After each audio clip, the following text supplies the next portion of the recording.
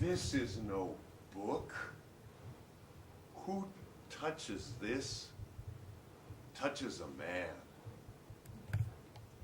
Is it night? Are we here alone? It is I you hold, and who holds you?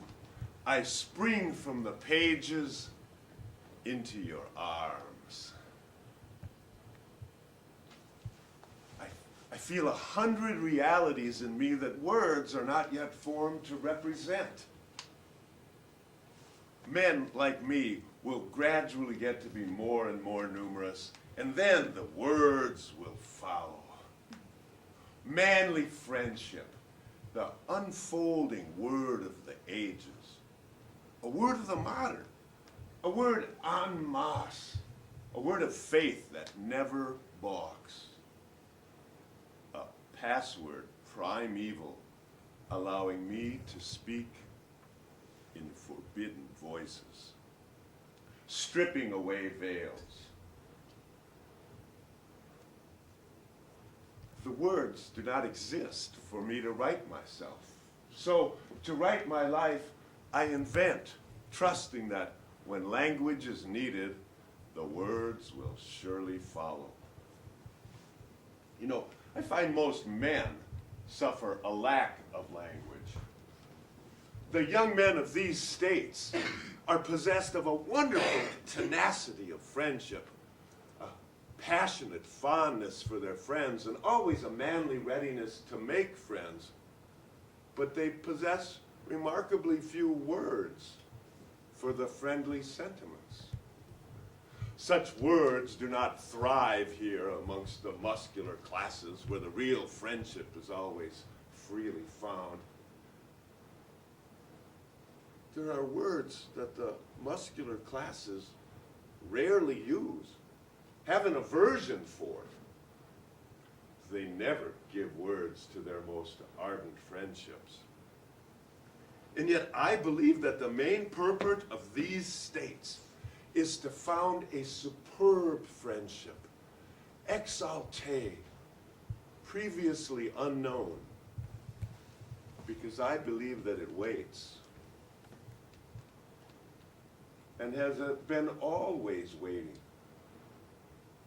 latent in all men.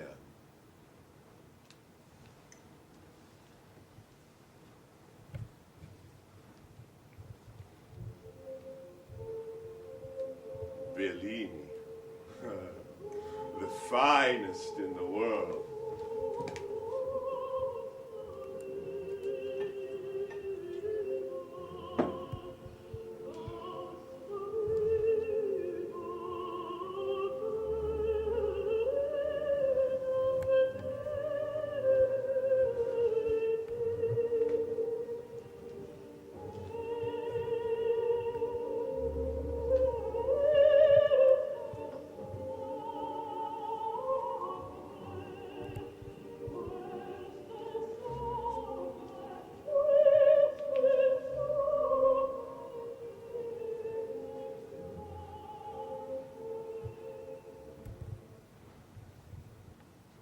I too am not a bit tamed.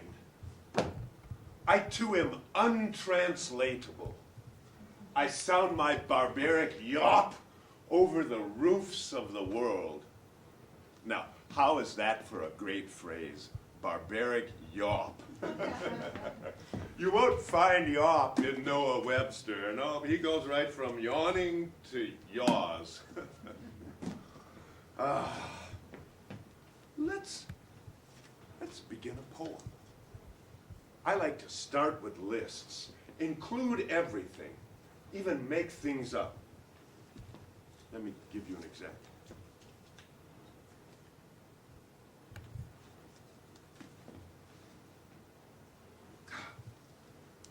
Sometimes, with one I love, I fill myself with rage for fear I effuse unreturned love. But now, I think there is no unreturned love. The pay is certain, one way or another. Doubtless, I could not have perceived the universe or written one of my poems if I had not freely given myself to comrades, to love. Did you catch that? Love of comrades into our list. That's Greek. and Greek into our list. Let me make myself unmistakably clear. When I say Greek, I mean Greek like Aristotle and Achilles and Alexander the Great and Plato and Socrates and Sophocles. Greek like Apollo, Hercules, even Zeus. Gods and men, they all had male lovers. The ancient Greeks had language for men who loved men. Today, I say Greek, and my inner circle understands. I tell Emerson, we must find muscular words to make the literature of these states strong and limber, full of ease and passionate friendliness. A language applicable to men not fond of women. Women not fond of men. We must repeal that filthy law that silences sex and the body. Emerson laughs. Defy the Puritan Trinity, taboo, silence, non-existence. But I long to sing songs that I've not yet heard. So I invent, like adhesiveness. That's my invention. Well, not actually. Let's put it into the list, adhesiveness. I borrow it from phrenology, but I give it a new meaning. Here is adhesiveness. It is not previously fashioned. It is apropos. Do you know what it is as you pass to be loved by strangers? Do you know the talk of those turning eyeballs? These yearnings, why are they? These thoughts in the darkness, why are they? All this inventing when the Greeks already had language. But when I read of the brotherhood of lovers, how it was with them, how through life, through dangers, odium unchanging long and long, through youth, and through middle and old age, how unfaltering, how affectionate and faithful they were. Then I am pensive. I hastily put down the book and walk away, filled with the bitterest envy. I envy the ancient Greeks, their brotherhood of lovers, their world, their words.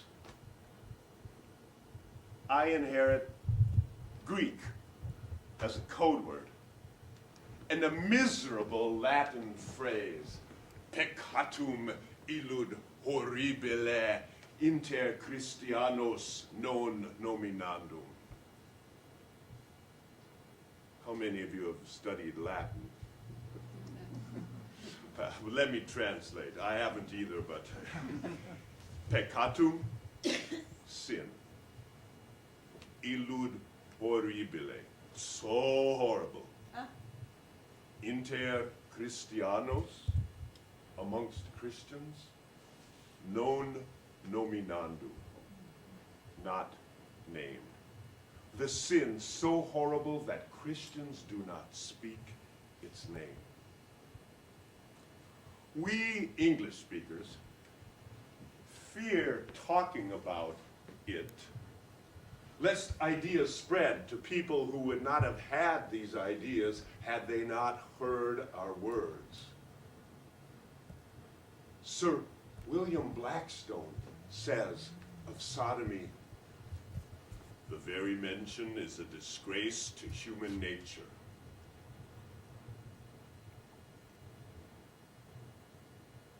Listen to the silence. Who dares defy this?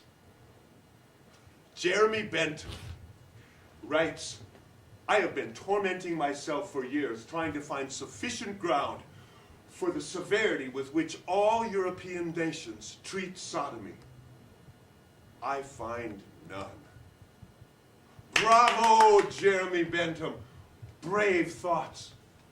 And written only one generation after Blackstone.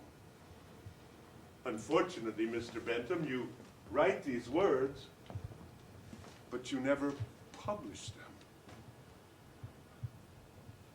Let's come back to this side of the pond for a lesson in American colonial history that perhaps your school skipped. Note the inability here of the Reverend Francis Higginson to find words for it. He's writing in his journal on board the ship Talbot as they sail for New England.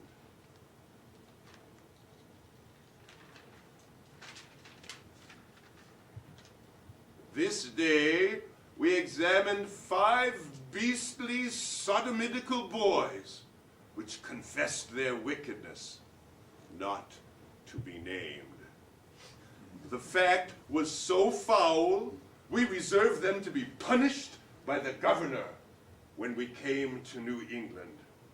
The governor sent the boys back to be punished in Old England, as the crime deserved. In Old England, they could be hanged for a crime that would not be named.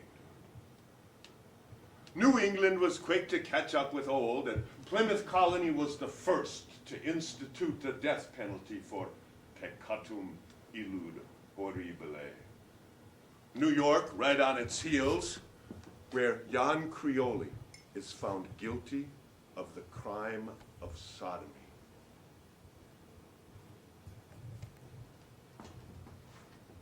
What is the sentence, Your Honor?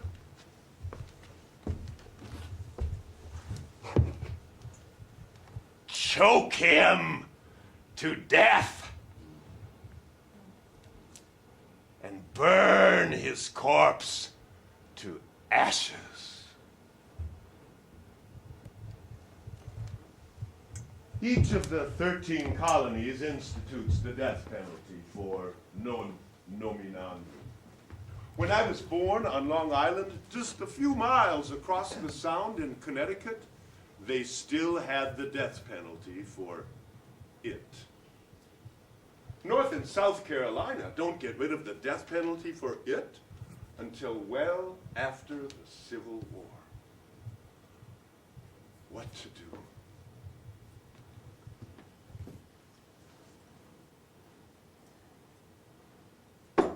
To hell with the Puritans and all their rules. I am naked by the 11th line of Leaves of Grass. Here, count with me. I celebrate myself, and what I assume, you shall assume. For every atom belonging to me, as good belongs to you. I loaf and invite my soul. I lean and loaf at my ease, observing a spear of summer grass. Houses and rooms are full of perfumes. The shelves are crowded with perfumes. I breathe the fragrance myself and know it and like it. The distillation would intoxicate me also, but I shall not let it. The atmosphere is not a perfume. It has no taste of the distillation. It is odorless. It is for my mouth forever. I will go to the bank by the wood and become undisguised and naked. I am mad for it to be in contact with me. The Puritans would outlaw nude bathing, thereby making me illegal in my own poem. I denounce them, and I denounce the police of Brooklyn, who have been pouncing upon parties of young men, arresting them, carrying them off to the station houses for the frightful crime of bathing. And no better, that miserable wretch, the mayor of Camden, has forbidden the boys to bathe in the river. Something objectionable about stripping off their clothes and jumping in the water.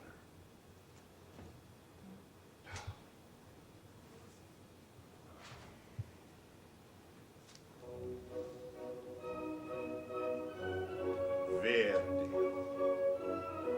unsurpassed. Ha ha!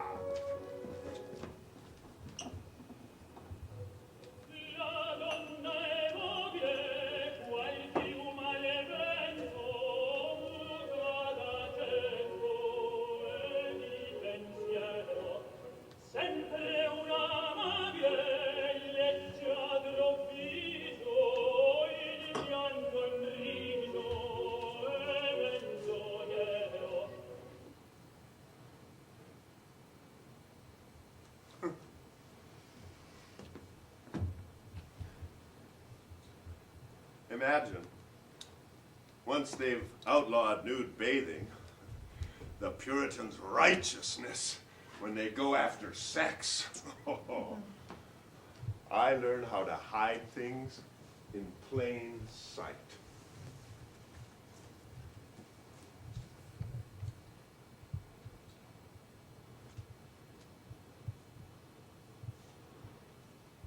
Yes, here it is. Loaf with me on the grass. I mind how we lay in June, such a transparent summer morning. You settled your head athwart my hips and gently turned over upon me and parted the shirt from my bosom bone and plunged your tongue to my bare stripped heart and reached till you felt my beard and reached till you held my feet. I calculate what I can write and what I cannot write. How and even where I can write it, avoiding jail in Boston or execution in Charlotte. Edward Carpenter. Do you know him? Ever heard of him? Oh, too bad. One of the best. When I say men like me will get to be more and more numerous, Carpenter.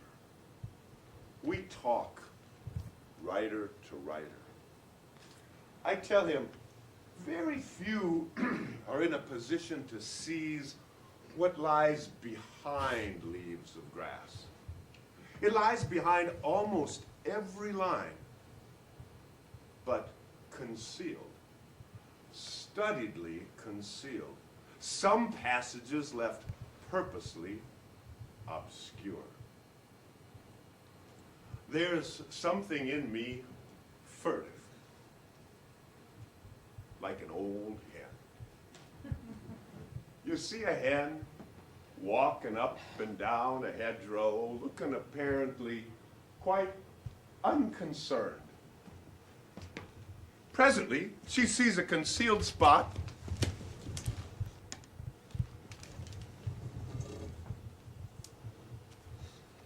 furtively lays an egg and comes away as though nothing has happened. That's how I feel writing Leaves of Grass. there are certain truths that it's necessary to envelop, to wrap up. Let me give you an example. I have a poem. Once I passed through a populous city.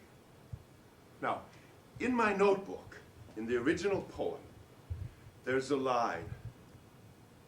But now, of all that city, I remember only the man who wandered with me for love of me. But in the published poem, that line reads, yet now, of all that city, I remember only a woman. How would you explain that? Do you suppose it's my faulty memory? Or my fear? Or perhaps, more clever, un travesti? Or a countertenor? Or my publisher?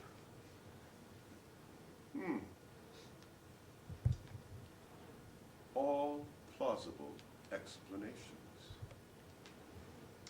I have something even more furtive. I will never publish this.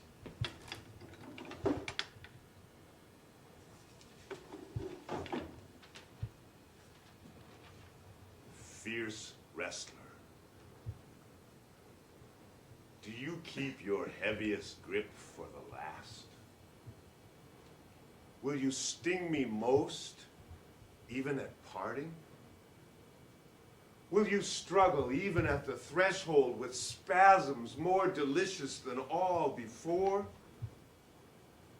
Does it make you ache so to leave me? Do you wish to show that even what you did before was nothing to what you can do? Or have you and all the rest combined to see how much I can endure? Pass as you will. Take drops of my life, if that's what you're after. Only pass on to someone else, for I can contain you no longer. I held more than I thought. I did not think I was big enough for so much ecstasy, or that a touch could take it all out of me.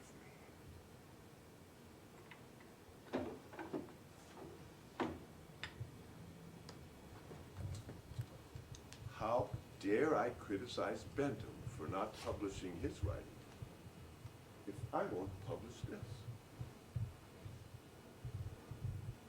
Very well. I contradict myself. I am large. I contain multitudes, including a furtive wrestler, fierce man. No, wrestler and a furtive old hen. Yes, that's it. Multitudes, maybe those as well. Yes. Surviving is the art of learning how to write in code. Hide things and give clues at the same time.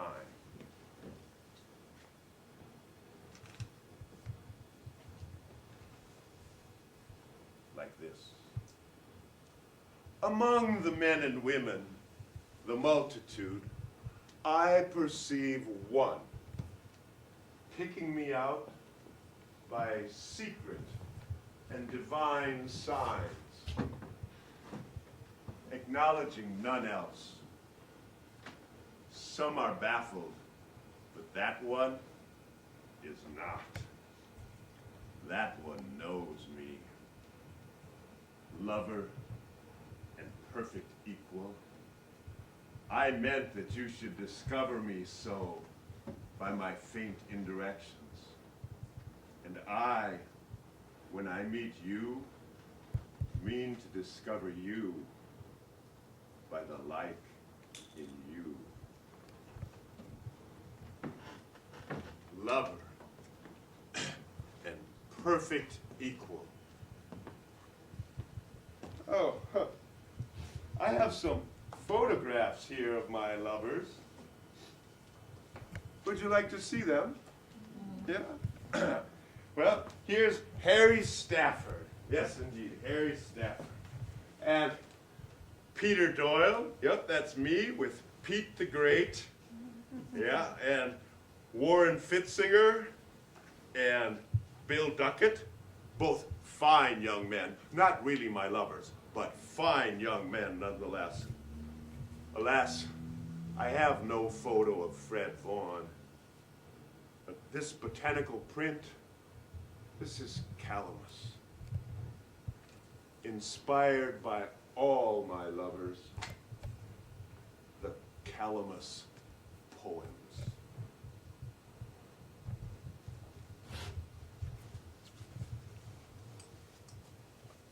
Yeah. When I heard at the close of the day how I'd been praised in the Capitol, still it was not a happy night for me that followed. When I caroused, nor when my favorite plans were accomplished, was I really happy. But the day when I rose at dawn from the bed of perfect health, electric, inhaling sweet breath, when I saw the full moon in the west grow pale in the morning light, when I wandered alone over the beach and undressing, bathed, laughing with the waters, and saw the sunrise, and when I thought how my friend, my lover, was coming, then, oh, I was happy. Each breath tasted sweeter, and all that day my food nourished me more, and the beautiful day passed well. And the next came with equal joy, and with the next at evening came my friend. And that night, while all was still, I heard the waters roll slowly, continually up the shores. I heard the hissing rustle of the liquid and sands as directed to me, whispering to congratulate me. For the friend I love lay sleeping by my side. In the stillness, his face was inclined towards me, while the moon's clear beam shone, and his arm lay lightly over my breast. And that night, I was happy. Calamus. Would you like another? You like this adhesiveness? Are you Greek? In paths untrodden, in the growth by margins of pond waters, escaped from the life that exhibits itself, clear to me that my soul, that the soul of the man I speak for, feeds, rejoices only in comrades. Here, by myself, away from the clank of the world, tallying and talked to by tongues aromatic. No longer abashed, for in this secluded spot, I can respond as I would not dare elsewhere. Resolved to sing no songs today, but those of manly attachment. I proceed for all who are, or have been, young men, to tell the secret of my night and days, to celebrate the need of comrades. Comrade Peter, yes, my streetcar driver.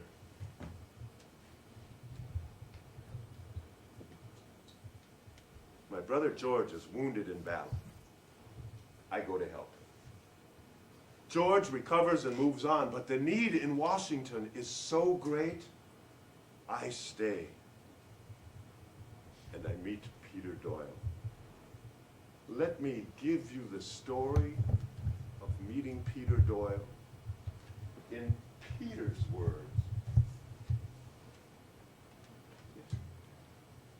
You ask where I first meet him? Ah, 'tis a curious story. We feel to each other at once. I am a conductor. The night is very stormy. The storm is awful. Walt has his blanket. It's thrown round his shoulders. He seems like an old sea captain. It is a lonely night. So I think I'll go in and talk with him. Something in me makes me do it, and something in him draws me that way. He says something in me has the same effect on him. Anyway, I go into the car. We are familiar at once. I put my hand on his knee. We understand. He does not get out at the end of the trip. In fact, goes all the way back with me. From that time on, we are the biggest sort of friends. Our moonlit walks, up and down the Potomac shores, over the perfect military roads, hard and smooth. Our trips together, Niagara, New York, Paliuto, Donizetti, the greatest pleasure.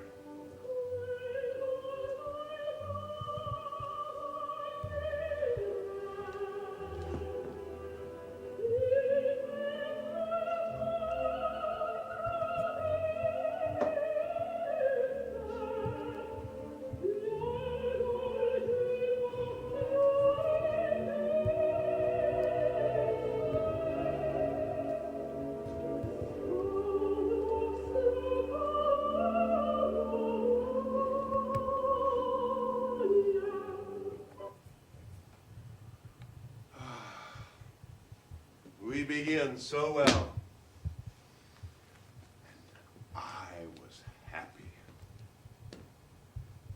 But to be completely truthful, I was not always happy. My journal reminds me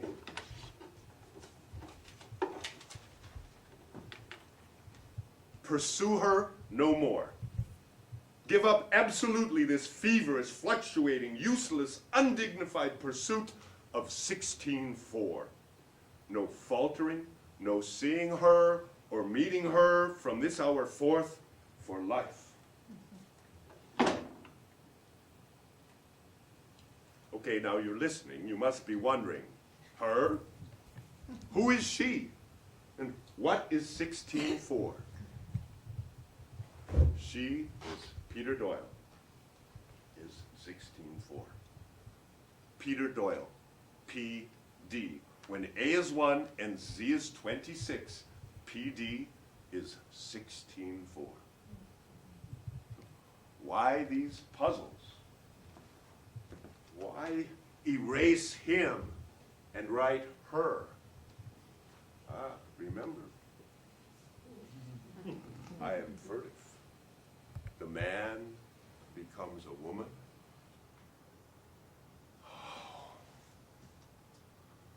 Peter, it is not to betray you. It's self-preservation. Preserve our lives. Preserve the leaves. I write with reference to being far better understood than I can possibly be now. I want to be remembered, not buried in some unmarked grave, my words forgotten, erased. Yes, I did. I erased you from my journal. Peter, but not from my heart. Forgive me, Peter. But lovers make up. We made up. You remember this? Remember this letter I write to you? Dear Pete, dear son, I can almost see you drowsing and nodding last Sunday, going home late at 7th Street, and I'm telling you something deep about the heavenly bodies. And in the midst of it all, I look around, find you fast asleep, your head on my shoulder, like a chunk of wood. Awful compliment to my lecturing powers. Good night, Pete. Good night, my darling son. Here's a kiss for you, dear boy, on the paper here. A good long one.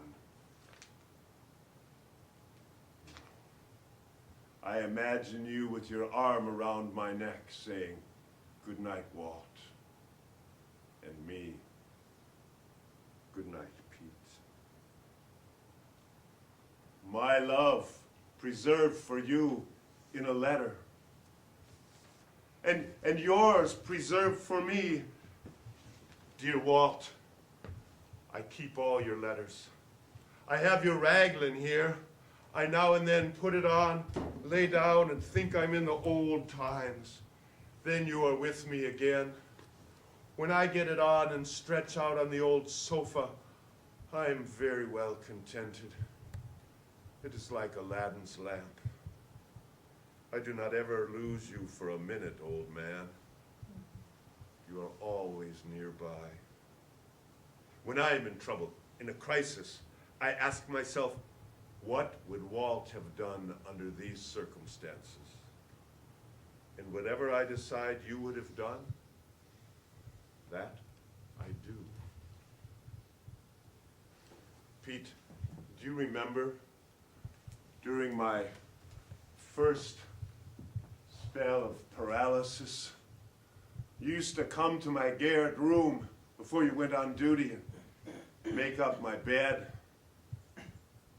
enliven me, chat for an hour or so, or go out and get the medicines Dr. Drinkard ordered for me. As I get older, these lazy and listless fits grow stronger, frequenter. Then I don't do anything at all, especially just that I ought to do, like write to you. But I often think of you, son. Let that make it up.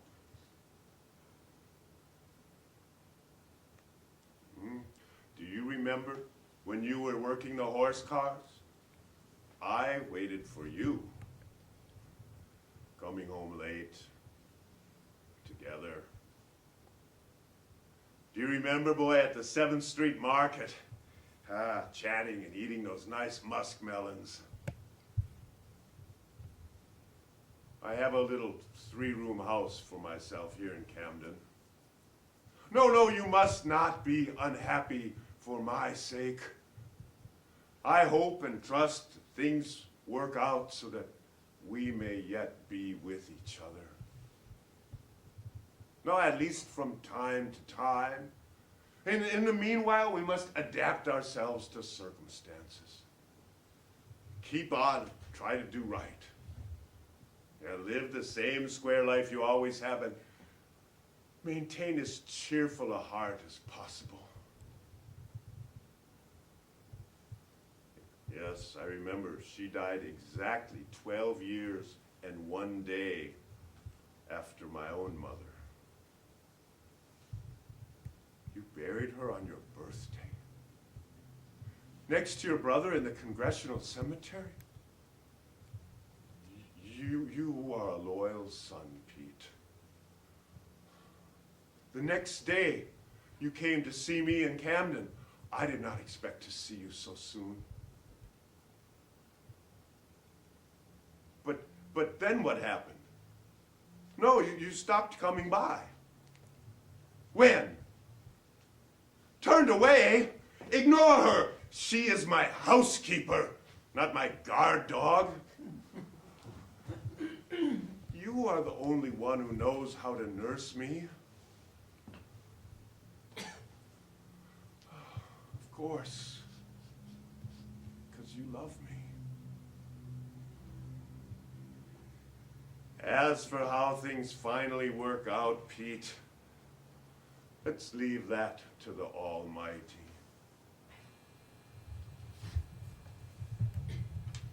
The Almighty. Why don't I invite Pete to move in with me in Camden? Get rid of Mrs. Davis. Have the life together we've always wanted. What's to stop me? My ill health, the distance, the time. Oh, things faded with Peter. Still, it's good to know love. Even if a certain sense always comes crushing. One happiness I've missed. One friend and companion I have not made.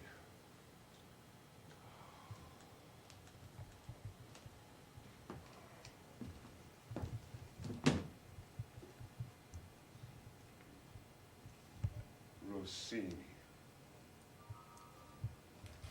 Italian saturates my life. All of my work, colored by a bel canto.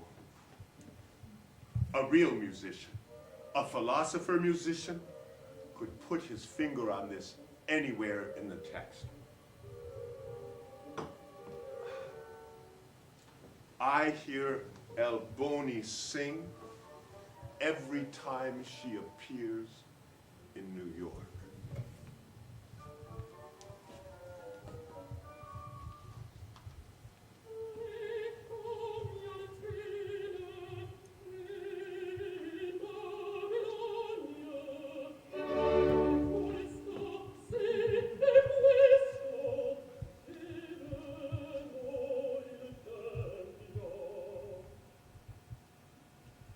"28 young men bathe by the shore.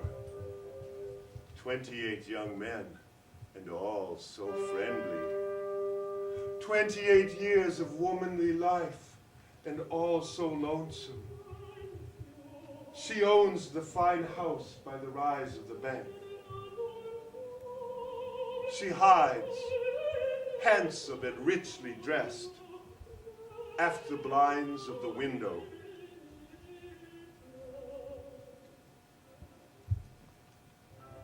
Which of the young men does she like the best?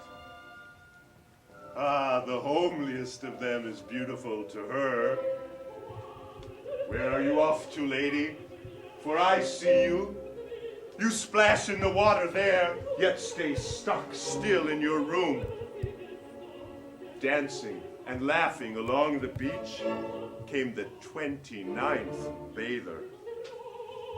The rest did not see her, but she saw them and loved them. The beards of the young men glistened with wet. It ran from their long hair. Little streams passed all over their bodies. An unseen hand also passed over their bodies. It descended tremblingly from their temples and ribs. The young men float on the backs. Their white bellies bulge to the sun. They do not ask who seizes fast to them. They do not know who puffs and declines with pendant and bending arch.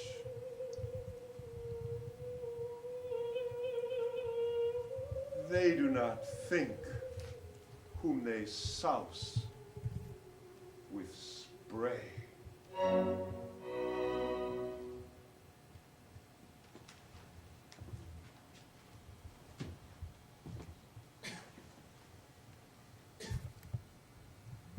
This painting could get you in a lot of trouble with Anthony Comstock and his pack of Methodist smut hounds. They would rather see you imprisoned or commit suicide before they would have you offend their Society for the Suppression of Vice sensibilities. Does anyone here know the artist responsible for this painting? Thomas Eakins, my good friend. Eakins is the only artist I know who can resist the temptation to see what he thinks ought to be rather than what is. Eakins sees the spirit, but does not make too much of it. And Eakins sees this flesh, but does not make a man all flesh, all of him body. Eakins errs a little, just a little, in the direction of the body. Now, this photograph, this painting, this portrait of me, all by Eakins. Yes, this series as well. You name it, zoetropes, cameras, painting, portraits, Tom does it. His last favor to me, he's agreed to be one of my pallbearers and carry these old bones to my tomb in Harley Cemetery. Tom likes to say that he paints naked women because a naked woman is the most beautiful thing there is, except a naked man. And that naked man, you maybe don't recognize him with his clothes off. Yes, that is Bill Duckett. He's also one of Tom's nude models. No, nude models get Tom in a lot of trouble. One time, teaching, he snatches the loincloth off a model, a man, and there are women in class. He is forced to resign. Now, was it prudishness or professional jealousy? We may never know. You see, Tom's work is not appreciated by the artistes, the so-called professional elects. The people who like Tom's work best are those that have no artistic prejudices to interpose. But it also could be prudishness. I mean, we all get blasted by that.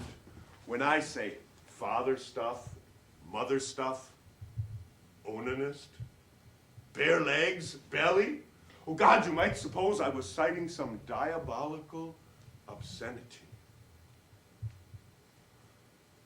Will the world ever get over its own indecencies?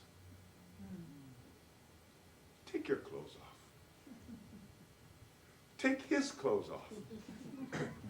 Paint naked bodies. Break the rules. Knowing Tom Eakins gives me courage. Yes. And reading Emerson gives me courage. Whosoever would be a man must be a nonconformist. America is a poem in our eyes, and it will not wait long for meters. Wait no longer, America. Meter be damned. 4th of July, I mail a copy of Leaves of Grass to Emerson. And this letter comes back. Dear Sir, Leaves of Grass, the most extraordinary piece of wit and wisdom that America has yet contributed. I give you joy of your free and brave thought. I have great joy in it. I find incomparable things said incomparably well. I greet you at the beginning of a great career. Simmering, simmering, simmering, Emerson brings me to a boil. I republish Leaves of Grass, and on the spine I stamp in gold, I greet you at the beginning of a great career. R.W. Emerson. I include the whole letter in the back and my response to him and some new poems. Yes, there are those who say I should have asked him first. It did not sever our bond. In Boston, we discussed the next edition of Leaves of Grass. I have 2 new sections of poems.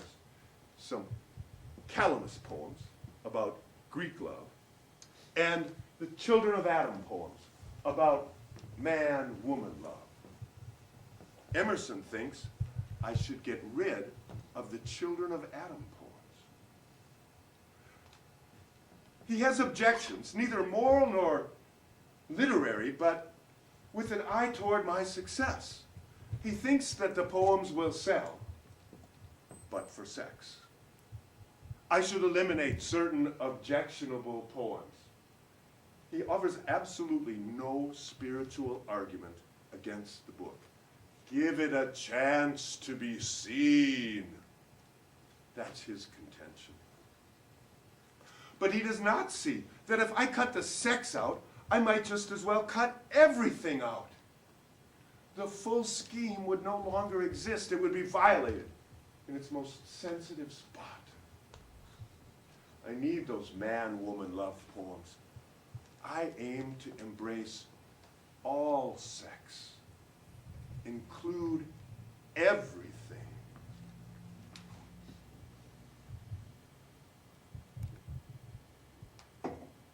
Sex.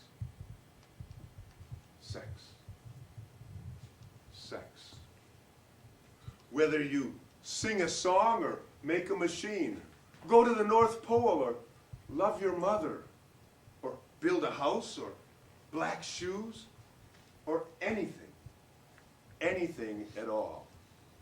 It's sex. Sex.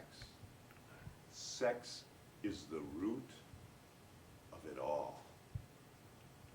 Sex, the coming together of men and women. Sex. Sex always imminent. Here with us, discredited, not suffered, rejected from our art, but still, sex. The root of all roots. The life below the life. It's the thing in my work that has excited the roundest opposition, the sharpest venom, slander, from those who consider themselves custodians of the morals of the world. Emerson understands. I mean, he's the one that coined the Puritan Trinity: taboo, silence, non-existence. He asked me once, do you fear now and then that your freedom, your ease, your nonchalance with men will be misunderstood? Did you misunderstand it? No. I see it for what it is. It's beautiful. Well, that's what he said. You know, I remember Emerson at Pfaff's on Broad. No, it was at the Fireman's Hall. First time he visits me in New York. Many a man caught his eye there. It reminded him of his young friend Martin Gay, distracting him. Emerson is Greek. And so is our friend Thoreau. Yes, Henry David Thoreau's civil disobedience, break the rules. Don't take my word for it. Read his journals. I love Manhattan. He loves Walden Pond. But we share Greek views. And he likes me. He writes this about me. We ought to rejoice greatly in Walt Whitman. How they must shudder when they read him. He's awfully good. Not everybody likes me. Lascivious. Bold like a skunk. Nay, absolutely beastly. The author should be sent to a lunatic asylum. Tedious.